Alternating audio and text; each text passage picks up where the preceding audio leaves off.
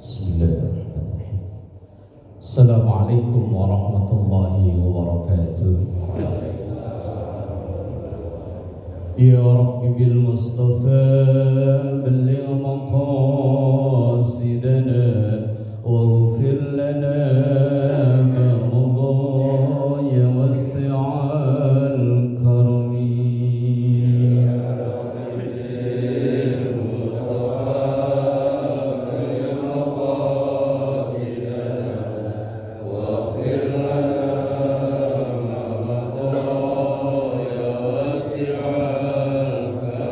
أستغفر الله من قول بلا عمل لقد نسبت به نسلا لذي أنقمي.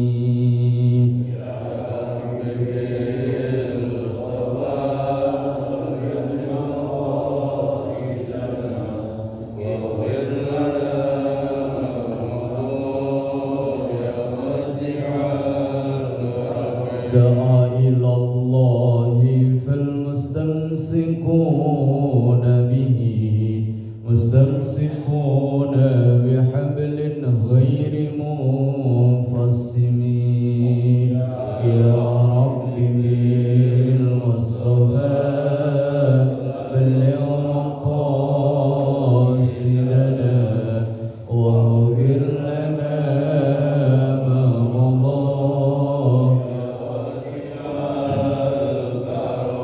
اللهم صل وسلم وبارك عليه وعلى آله وأصحابه.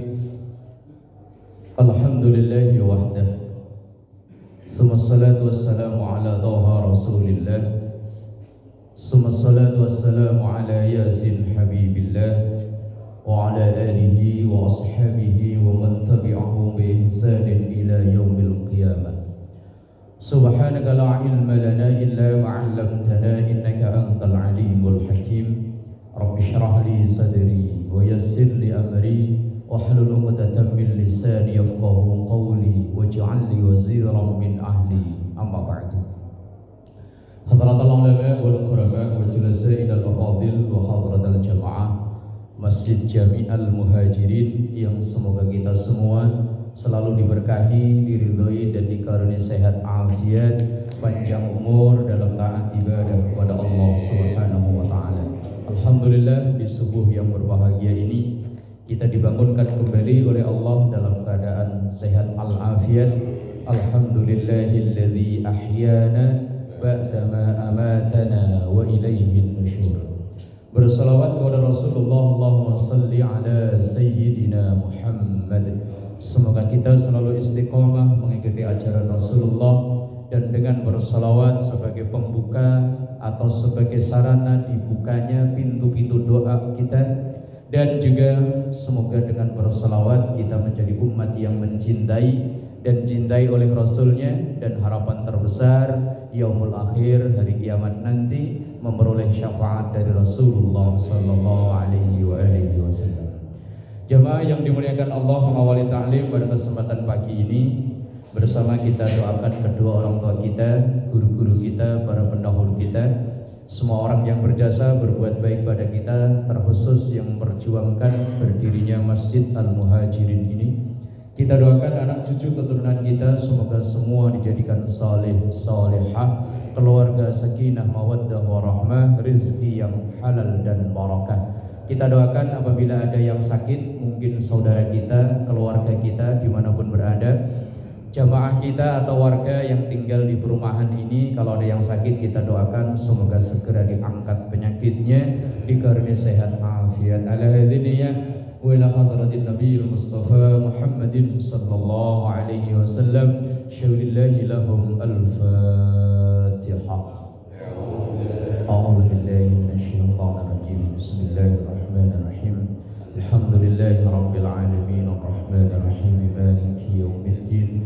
Iyyaka na'budu wa iyyaka nasta'in. Ihdinas siratal mustaqim. Shiratal ladzina an'amta 'alaihim ghairil maghdubi 'alaihim waladdallin. Jamaah yang dimuliakan Allah, pada pagi subuh yang berbahagia ini kita akan mengkaji satu maqalah, satu ucapan dari seseorang yang begitu dekat dengan Rasulullah Sallallahu Alaihi Wasallam. Kedekatan beliau ini dengan Rasulullah begitu istimewa karena beliau ini sepupu Rasulullah, ayahnya dan ayah Rasulullah saudara kandung, dan kemudian dijadikan mantu oleh Rasulullah Sallallahu Alaihi Wasallam, yakni sahabat Ali bin Abi Thalib. Ada sabda Rasulullah, walaupun sabda atau hadis ini banyak ditentang oleh sebagian dari saudara muslim kita. Bunyi hadis tersebut, ana madinatul ilmi wa aliyun babuha. Saya, kata Rasul, madinatul ilmi, diibaratkan sebuah kota ilmu pengetahuan. Wa aliyun, dan Ali babuha adalah pintu masuknya. Maka siapa yang ingin memasuki kota tersebut, ya melewati Ali. Maksudnya sahabat Ali ini menjadi pintu masuk ilmu-ilmu yang dibawa oleh Rasulullah Sallallahu Alaihi Wasallam. Dan sahabat Ali ini juga mantu Rasulullah, yang dari sahabat Ali ini kemudian lahir cucu Rasulullah Hasan, Husain, terus berketurunan sampai sekarang. Walaupun yang di Indonesia yang disebut dengan Habib sekarang digugat, apa benar itu keturunan Rasulullah Sallallahu Alaihi Wasallam. Kita tidak akan bahas itu karena itu bukan bidang kita. Yowes, namanya perdebatan itu dari dulu sampai nanti kiamat kurang 2 hari, yang namanya debat nggak bakalan selesai.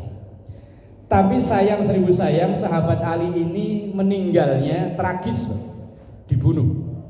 Dan yang membunuh seseorang pemuda yang hafal Quran. Nggak sembarangan, Pak. Kita hafal juz 30, baca qul ya al-kafirun itu kadang nggak kelar ya. Wala ana wala antum wala ana wala antum. Oh, kadang baca wal asri ada ujungnya keteperwat ini ya. Lah kok iya ya, pernah ngalami ya. Illal ladzina amanu wa amilus solihati aturan wa tawassaw bil haq malah falahum ajrun ghairu mamnun. Lah ini yang membunuh sahabat Ali itu namanya Abdurrahman bin Muljam. Namanya juga keren, Pak, Abdurrahman. Sahabat Ali dibunuh saat menjelang imam sholat subuh. Ditusuk. Yang membunuh Abdurrahman bin Muljam ini seseorang yang masih muda, hafal Quran, malam tahajud gak pernah berhenti. Luar biasa ya. Kita kalau nonton piala sekarang piala Eropa apa Amerika? Anehnya kita itu kalau nyalain alarm mau tahajud itu ya gak bangun, tapi kalau mau nonton itu ya bangun ya. Orang sini juga sama ya? Kirain saya doang. Ini Abdurrahman bin Muljam menganggap Ali, sahabat Ali itu udah nggak memakai aturan Quran dan Sunnah. Tuh sekarang banyak loh Pak orang model begitu Pak. Dituduh sahabat Muslim lainnya tidak mengikuti Quran dan Sunnah. Itu alasannya. Kemudian sahabat Ali itu dibunuh. Ini kan serem. Yang membunuh hafal Quran, bukan hanya hafal Quran, tahajudnya nggak pernah berhenti. Tapi memang Rasulullah Sallallahu Alaihi Wasallam pernah menyampaikan dalam satu hadis bahwa nanti akan ada di antara umat Muslim yang ia hafal Quran, tapi Quran tidak sampai masuk ke hatinya, hanya di mulutnya saja. Mulutnya lancar banget baca Quran, Pak. Tapi yaitu dengan mudahnya mengkafirkan orang. Ini mantu Rasulullah, sepupu Rasulullah, salah satu pemuda yang pertama kali masuk Islam dituduh kafir, akhirnya dibunuh. Lah, zaman sekarang ya banyak, sampai Indonesia jadi dituduh negara tauhid. Hormat bendera nggak boleh, dituduhnya kafir. Kita hormat bendera Pak, bukan nyembah bendera kan ya? Nah, kalau upacara Agustusan kan kita hormat, bukan nyembah. Ada orang ziarah kubur dituduhnya nyembah kubur. Yo selamanya kita nggak nyembah kubur, ziarah kubur. Cuman kadang memang ada yang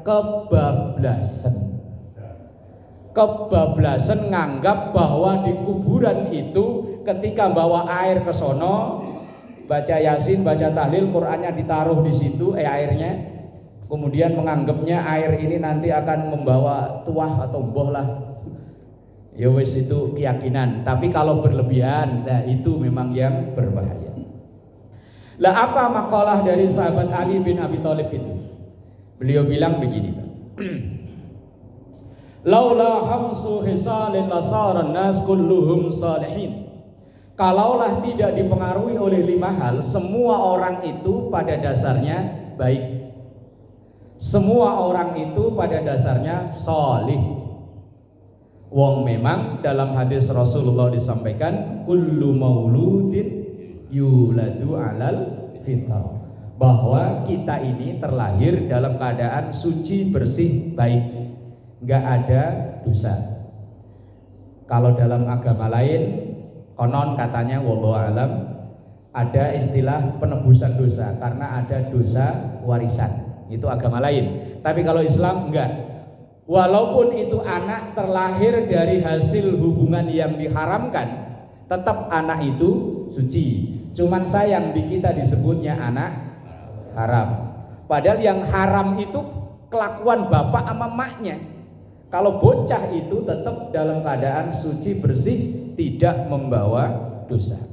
Sampai kapan kebersihan atau kesucian atau kesolehan kita itu akan tetap terjaga? Sampai nanti kita usia dewasa, udah memasuki usia mukallaf, udah kayak kita ini. Ini kita mukallaf semua Pak ya? Apa jangan-jangan ada yang belum lagi? Ustadz udah ya? Belum yang kedua kan? Oh, belum yang kedua.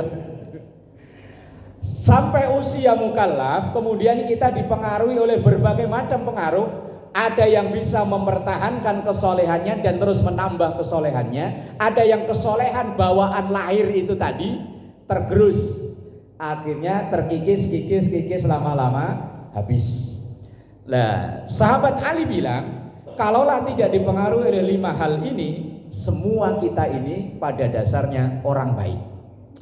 Lah, apa itu? Sahabat Ali bilang, yang pertama al-qana'atu bil jahli, ay ar-ridha bil jahli bi'adamil ilmi biddin. Orang yang qanaah dengan kebodohannya. Qanaah itu kan aslinya sifat baik gitu. Tapi kalau disambung dengan sesuatu yang enggak baik, berubah jadi enggak baik. Karena rumus kebaikan mungkin pernah saya sampaikan Pak, seperti hukum perkalian dalam ilmu matematika Pak. Perkalian dalam matematika itu kan plus kali plus sama dengan plus, plus kali min sama dengan min, min kali plus sama dengan min, min kali min sama dengan plus. Rumus kebaikan itu sama dengan itu Pak. Misal kita ambil contoh rajin, semua kita akan menganggapnya rajin itu baik, ini plus 1. Kemudian sholat, semua kita menganggap baik, berarti rajin sholat sama dengan baik, berarti plus kali plus. Kemudian kita ambil satu lagi, malas. Semua orang mengatakan kalau malas itu buruk. Maka kalau digabung malas sholat jadinya buruk, maka min kali plus. Kemudian sebaliknya, nyolong umpama. Nyolong ini kan semua kita nganggapnya buruk. Tapi kalau digabung dengan yang tadi kita anggap baik, rajin nyolong berarti jelek, maka plus kali min sama dengan min. Tapi kalau min kali min, males tadi kan kita anggapnya buruk, nyolong ya buruk. Min kali min, males nyolong berarti ya kan, males nyolong kan berarti baik. Itu min kali min sama dengan hukum ilmu matematika gitu ya. Lah kebaikan ya sama Pak. Lah qanaah itu awalnya sifat baik, tapi karena digabung dengan sesuatu yang tidak baik, al-qanaatu pasrah, trimo, legowo, ridho, bil jahli dengan kebodohan. Berarti pasrah jadi orang bodoh itu sama dengan plus kali min sama dengan min. Maka orang yang pasrah jadi bodoh itu sama dengan buruk. Kata sahabat Ali, orang asal dia kok pasrah dengan kebodohannya, wis awal keburukan dia yaitu. Lah kita dalam rangka nggak pasrah jadi orang bodoh, yus kita ngaji belajar semampu-mampunya. Ya paling enggak minggu pagi ngumpul di sini, walaupun kadang ustadznya nggak datang nih Pak ya. Lah ya Pak, yang penting kan niatnya udah ngaji loh Pak ya. Ya syukur-syukur ada gorengan kan ya. Ada gorengan nggak ini? Kok belum ada tanda-tanda hilal? Oh belum matang ya? Kopi udah direbus kopi. Nah, kita dalam rangka hadir ke majelis taklim semampu-mampu kita, sebisa-bisa kita. Ini kan dalam rangka kita nggak terima aja jadi orang bodoh kan. Yo berusaha untuk ngerti, walaupun kadang yo kalau kita ngaji udah usia segini nih kan yo wes. Lah kita ngaji nih hadir majelis taklim kadang yo sejam atau kurang dari sejam. Dari materi yang disampaikan begitu selesai, umpama Bapak pulang ke rumah ditanya ibunya, Pak tadi di masjid subuh ngajinya apa? Mboh. Ya wes. Maka saya pernah baca satu buku, itu psikologi pendidikan namanya. Bahwa usia kita itu terbagi beberapa tahap. Ada namanya usia emas. Usia emas ini usia terbaik untuk belajar. Itu usia yang mulai dari kita ngerti sampai usia kurang lebih kisaran 20 tahun. Itu usia emas. Maka kita nih Pak, ya termasuk saya, bacaan sholat yang Bapak baca, saya yakin itu apalan di usia-usia segitu Pak. Benar ya? Ya termasuk saya loh Pak. Yang saya baca setiap hari kalau sholat itu apalan dulu usia itu. Antara mulai kita ngerti sampai usia sekitaran 20-an tahun. Saya dulu waktu sekolah ngapalin macam-macam kitab itu. Yang apal, yang sekarang masih nempel, yang masih kecil-kecil. Begitu usia, udah usia atasnya 20 tahun sekian sampai sekitaran 40, dan nyebutnya usia perak. Kurang dari 50% yang masuk Pak. Ibarat HP mah udah memorinya mulai lemot Pak, diisi susah. 20 sampai 40, apalagi mikir yang bentar lagi tanggal 7 gitu ya. Diajak ngaji ya subuh. Ya kalau di tangan udah ada anteng, kalau belum kan kenyut. Udah tanggal 7 bentar lagi.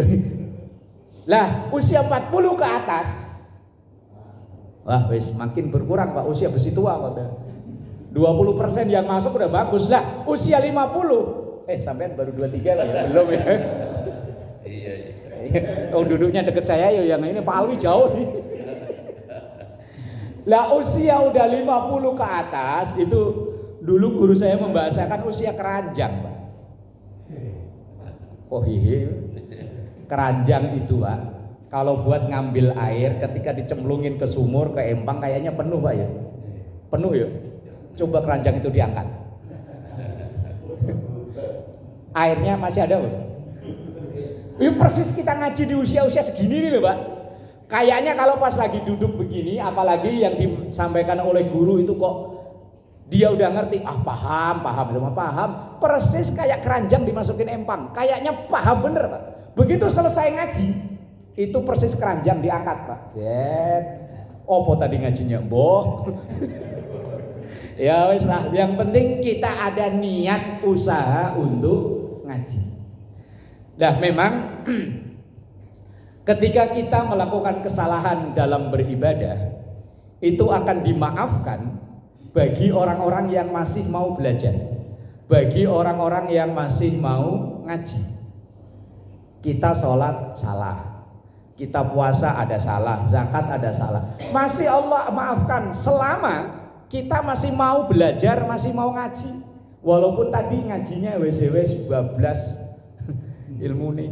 Logikanya kan begini Pak.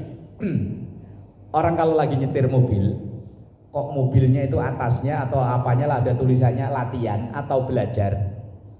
Di mobil ya belajar itu. Kok di perapatan nyenggol orang, Yang disenggol saya yakin nggak marah Pak. Begitu buka kaca udah mau marah kok mobilnya ada tulisan latihan. Wah nggak jadi, maklum lasi belajar. Coba itu mobil nggak ada tulisannya latihan Pak, senggolan, kebun binatang bisa diabsen. Bikin perapatan macet ya kadang begitu. Sama Pak, ketika kita sholat kok salah, ini malaikat yang nyatet, lihat, maklum masih belajar. Puasa salah, maklum masih belajar. Ibadah-ibadah yang lain kok salah, maklum masih belajar. Kalau udah gak mau belajar, salah catat, nanti tanggung jawab. Makanya semampu-mampu kita menstatuskan diri kita ini sampai nanti akhir hayat, asal masih bisa jalan, masih bisa mampu kuat untuk hadir ngaji. Apalagi sekarang kita belajar, kita ngaji itu sudah sangat mudah dibanding dengan orang-orang dulu.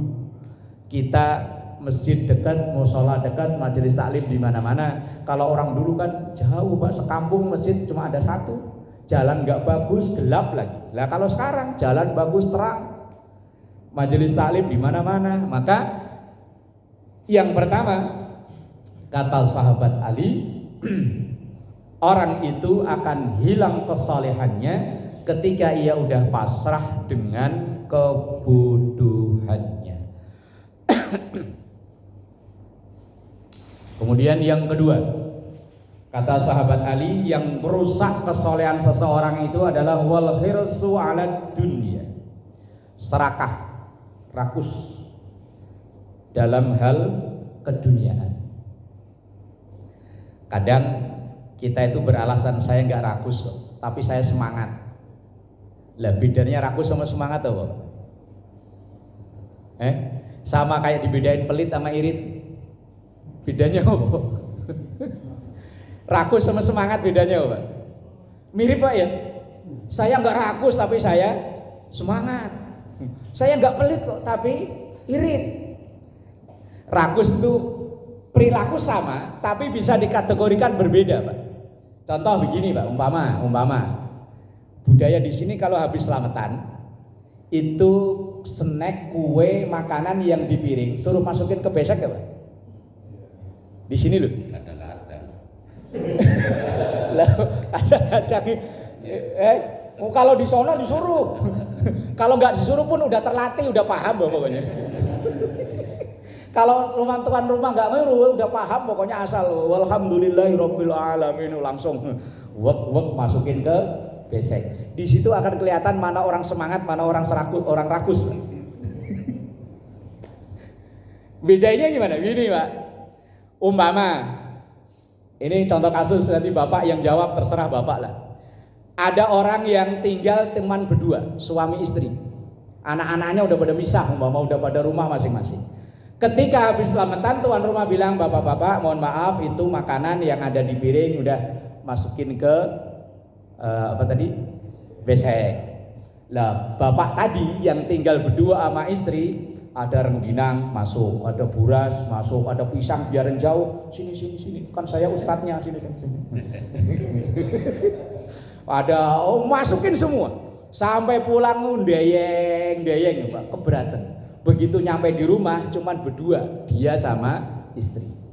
Lain kasus, ya sama tuan rumah, ayo Pak silakan dimasukin ke beseknya. Dia di rumah anaknya 5, mantunya 5. Mantunya ngumpul, anaknya ngumpul, berarti anaknya 5, mantu 5, 10. Cucu umpama punya anak 2, udah berapa itu? Banyak lah ya. Ngumpul jadi satu rumah. Lah kemudian bapak itu, ayo Pak silakan masukin. Dia ya sama kayak tadi. Ada rengginang masuk, awal masuk. Tapi begitu di rumah, blek kemakan itu. Karena rakyatnya banyak. Lah kalau yang satu tadi cuman berdua. Lah kira-kira yang contoh rakus sama semangat, contoh rakus kasus 1 kasus 2? 1 ya, itu contoh rakus. Yang 2 semangat, padahal perilakunya sama tapi labelnya berbeda. Kalau yang satu dilabeli rakus, yang satu dilabeli semangat, efek belakangnya beda. Sama kayak kemarin, hari Senin kemarin waktu di situ banyak pembunuhan itu. Itu yang rakus sama semangat kelihatan, Pak. Kalau dia memang masih muda, makan daging kambing masih hayu, keluarganya di rumah banyak, kok bawa lebih dari ukurannya, itu namanya semangat. Lah dia makan daging segini aja kolesterol kumat, darah tinggi kumat. Lah kok orang-orang pada nyincang daging dia ngumpetin. Enggak, di sini enggak ada lah yo. Torpedo lagi. Udah tua. Di sini enggak ada lah ya. Berapa ada yang tahu ada orangnya. Lah iyo, dia sendiri makan paling sepotong dikit aja udah langsung beli ya Allah, tapi kok ya tegel-tegelnya diumetin. Kadang kalau cucunya datang, bawalang. Di sini nggak, insya Allah nggak ada ya. Di sini nggak ada, udah nggak ada. Nggak tahu kalau hari Senin kemarin di sono. Ya Allah, orang kalau perilaku kayak begitu, apapun status sosialnya, dan nggak dianggap sama orang. Tapi itu kan ustadz apaan, apa jadi angkut, torpedo angkut. Biar dia apa kayak pokoknya status sosialnya, kalau perilakunya kayak gitu, udah hilang kesolehannya hilang. Iya kan? Wal khirsu alat dunia, serakah, rakus. Semangat harus tapi rakus jangan. Ini kan padahal perilakunya sama. Tetapi ya tadi labelnya bisa beda tergantung efek nanti belakangnya. Kalau memang dia di rumah kemakan, nggak mubazir, lah itu namanya semangat Pak. Cuma dia semangatnya hanya ngumpulin tok. Nyampe rumah taruh di kulkas, sampai lebaran Idul Adha tahun depan masih. Wah, angel. Kadang kurban ya kurban Pak, cuma nama panitia permintaannya dari A sampai Z. Ini Pak kurban saya kambing, nanti palanya ya mohon maaf kaki sebelah kanan sama kalau bisa bungkusan 15 Pak. Ya Allah, ini mau kurban apa numpang nitip motong. Angel. Yang kedua, itu yang kedua. Yang pertama tadi orang yang pasrah dengan kebodohannya, yang kedua orang yang rakus dan serakah. Yang ketiga, wasyuhu bil fadli. Syuh itu kalau diterjemahkan di Indonesia apa ya? Kalau bakhil kan pelit. Kalau syuh itu di atasnya itu loh. Apa Indonesianya ya? Medit mau bahasa Jawa Pak. Koret. Kikir bukannya yang buat ngasak graji itu Pak. Iya, kalau bakhil itu diterjemahkan dengan bahasa Indonesia pelit, bakhil. Tapi syuh ini atas, seniornya bakhil. Apa ya Indonesianya sebuah lah. Pokoknya itulah. Kalau di kampung saya dulu nyebutnya pentil Pak. Tahu pentil Pak ya? Di ban sepeda itu kan ada karet kecil kan ya, yang untuk pompa itu. Itu orang kampung saya dulu kalau ada orang syuh itu membahasakannya pentil. Pentil itu diisi angin berapapun akan ditampung Pak. Lah angin jangan harap bisa mau keluar lewat pentilnya itu sebelum pentilnya itu busuk. Lah orang yang karakternya syuh itu berapapun yang dikasih ke dia akan ditampung Pak. Ya kayak tadi ginang, ayo peyek, ayo apa aja yuk, tapi jangan harap itu kalau udah di tangan dia bisa keluar ke tetangga kanan kiri. Terus pokoknya begini aja. Itu namanya pentil. Kan? Pentil kan begitu kan karakternya ya. Diisi angin berapapun asal ngebannya itu nampung, ayo aja dia itu. Tapi jangan harap angin itu bisa keluar lewat pentil itu sebelum pentilnya busuk. Lah orang yang punya sifat syuh itu karakternya kayak pentil. Makanya kalau seandainya orang sini ada yang kelakuannya kayak begitu Pak, wah kalau apa aja pokoknya masuk semua. Tapi kalau ada yang datang ke rumah dia minta sumbangan masjid kayak buat suatu lingkungan, selalu bilang yang nggak ada, namanya pentil. Takutnya nanti besok sini pentil.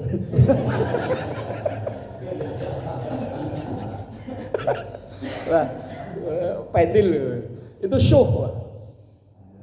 Syuh itu, Pak. Jangankan orang, Pak, kucing aja deket-deket males loh, Pak. Lah iya. Jangankan orang, kucing aja deket-deket males, Pak. Kucing itu kalau kita makan ikan, harapannya kan dia dapat pala, dapat buntut, dapat tulang. Kalau orang syuh, palanya sikat, buntutnya sikat, kalau perlu tulang-tulangnya di presto. Akhirnya kata kucing, sialan, saya tungguin dari tadi. Kucing cuman ngiung, gak dapat apa-apa. Syuh gitu. Lah karakter syuh ini di mana-mana ada. Aslinya semua kita itu sifat bakhil itu ada, Pak. Semua kita itu punya sifat itu, Pak.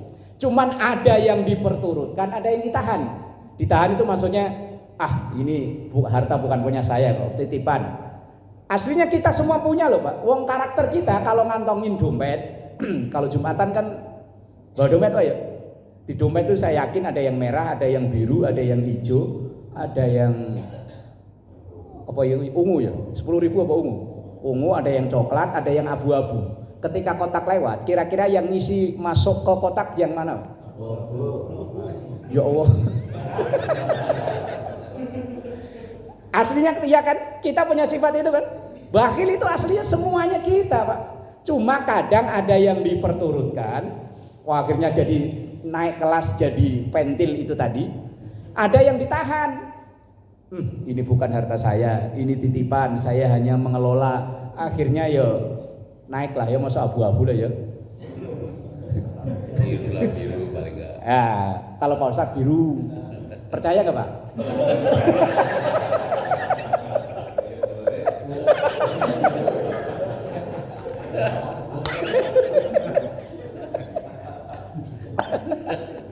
Loh, yang biasa ngitung duit kotak amal siapa sini? Lah kalau itu isinya biru, beliau nih.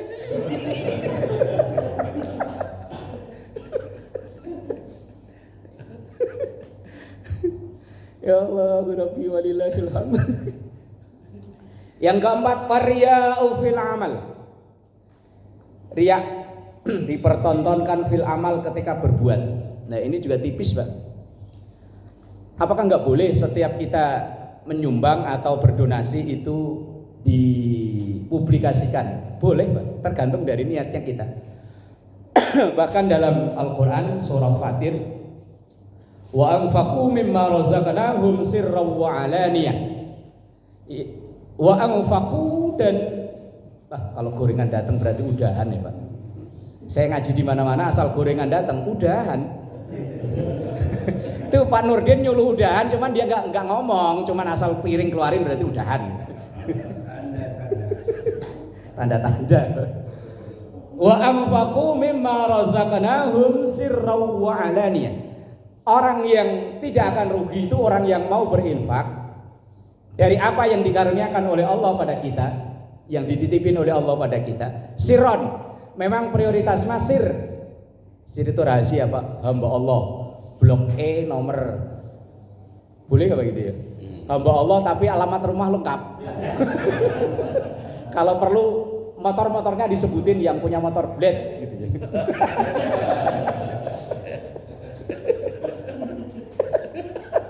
Blade lama gitu. Ya Allah, kualat ini saya ini. Boleh, Pak, sirron sir wa alaniyah atau terang-terangan. Quran yang bilang boleh ketika kita berinfak dengan rahasia, nggak ketahuan, nggak dijelaskan identitasnya, atau wa alaniyah, terang-terangan. Misalnya kadang diumumin di sebelum Jumat ada sumbangan masuk dari hamba Allah tadi itu blok E nomor berapa? Tiga. Nah, blok E nomor 3 hamba Allah yang punya nomor motor blade lama ini. Inisialnya. Inisialnya DK. Ya boleh, tergantung dari niat. Bahkan ketika kita berderma, berdonasi dipublikasikan tapi tujuannya untuk mensupport, malah bagus. Kadang panitia pembangunan itu kalau nggak mancing-mancing pakai begitu ya nggak kepancing orang. Yang terakhir, kue udah datang kok masih ya. Kopi belum ada kopi.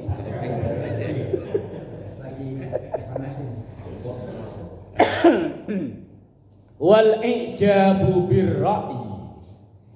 Yang kelima, ijabu birra'i, orang yang kagum dengan dirinya sendiri. Sehingga ia merasa bahwa segala urusan kalau nggak ada dia nggak beres. Pokoknya itu nganggapnya wah orang sini mapaan kalau nggak ada saya. Itu kalau nggak ada saya, kurban berantakan itu. Kalau nggak ada saya, bangga. Kagum dengan dirinya, seakan-akan ini loh, ini super nih. Nggak, kalau acara apapun kalau nggak ada saya, wah kayaknya kacau. Nah, orang yang punya perilaku kayak begini, biasanya kalau dikritik marah. Lah, orang yang dikritik bukan orang ya, makhluk yang pertama kali dikritik marah itu iblis. Ketika iblis menyombongkan dirinya, ana khairum minhu khalaqtani min nar wa khalaqtahu min tin.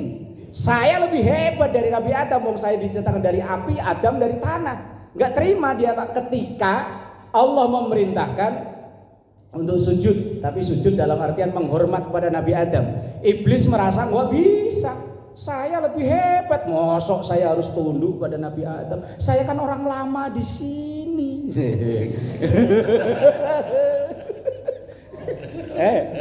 Kadang ada yang gitu ya. Saya kan orang lama, saya kan sesepuh di sini. Mosok saya jadi makmum mulu imam lah. Mosok makmum terus. Nah, ijabu birra'i, merasa bahwa padahal ya ketika dia ngomong begitu orang-orang apaan baca Fatihahnya kayak gitu imam. Ya tua sih tua, cuman kalau ya Allah. Ini 5 hal yang kata Sayyidina Ali bin Abi Thalib merusak kesolehan kita. Pertama, orang yang pasrah jadi orang bodoh. Yang kedua, serakah dengan dunia. Yang ketiga, pelit yang diperturutkan. Yang keempat, orang mau berbuat kalau ada yang lihat, kalau nggak ada yang lihat ya semua. Yang kelima, orang yang merasa kagum dengan dirinya sendiri. Nah, ini kalau ada dalam diri kita itu yang merusak kesolehan kita. Semoga kita termasuk hamba-hamba Allah yang terjaga kesolehan kita sampai nanti akhir hayat kita. Amin ya rabbal alamin. Bisirril Fatihah. A'udzubillahi minasyaitonir rajim. Bismillahirrahmanirrahim. Alhamdulillahirabbil alamin. Arrahmanirrahim. Maliki yaumiddin. Iyyaka na'budu wa iyyaka nasta'in. Ihdinas siratal mustaqim. Siratal ladzina an'amta 'alaihim ghairil maghdubi 'alaihim waladdallin. Astaghfirullahaladzim laqal ma'bud ya dzal jalali wal ikram. A'udzu billahi minasyaitonir rajim. Bismillahirrahmanirrahim. Alhamdulillahirabbil alamin. Allahumma shalli 'ala sayyidina Muhammad wa 'ala ali sayyidina Muhammad. Rabbana zalamna anfusana wa illam taghfir lana wa tarhamna lanakunanna minal khasirin. Allahumma inna nas'aluka ilman nafi'an wa fahman wasi'an wa 'amalan mutaqabbalan wa rizqan katsiran halalan tayyiban mubarakan wa waladan salihan. Rabbana atina fid dunya hasanah wa fil akhirati hasanah wa qina adzaban nar. Sallallahu ala sayyidina Muhammad wa ala alihi wa sahbihi wa baraka wa sallam. Walhamdulillahi rabbil alamin. Terima kasih dan mohon maaf. Hadanallahu wa iyyakum ajma'in. Assalamualaikum warahmatullahi wabarakatuh.